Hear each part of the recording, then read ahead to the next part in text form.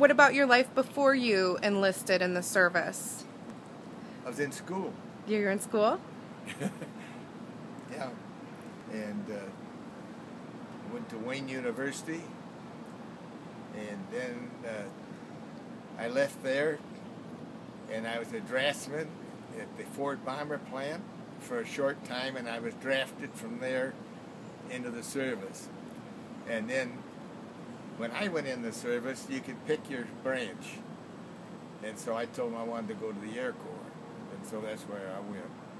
And it was Army Air Corps then, and it has since been changed to United States Air Corps or something. You know, it's no longer Army stuff. It's a whole division by itself. And then at our meeting one day on the Veterans Club, they were talking about the different services, and for the people in the Air Corps back during the war, and for the number of people that were killed, that the Air Corps had the highest kill. We lost the most people per people that were in there. Mm-hmm. But see, they really didn't have to hit you. They hit your plane, maybe you're gone. And there's 10 men on a plane. So, we came back one time, and Detroit Free Press, or the News One, had a reporter and a photographer there to meet us because we were from this area.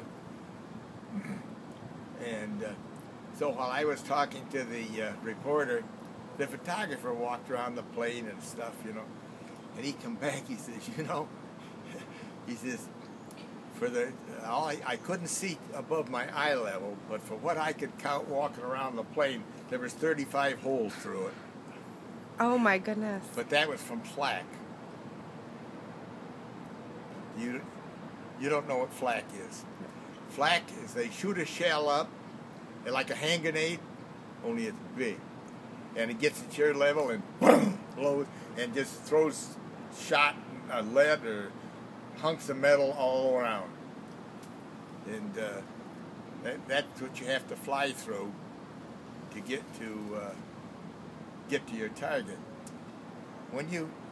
They always seemed to know where we were going. And over the target or before the target, there'll be a fighter, German fighter plane out there giving them our altitude. And we go in, and they box in this area over the target.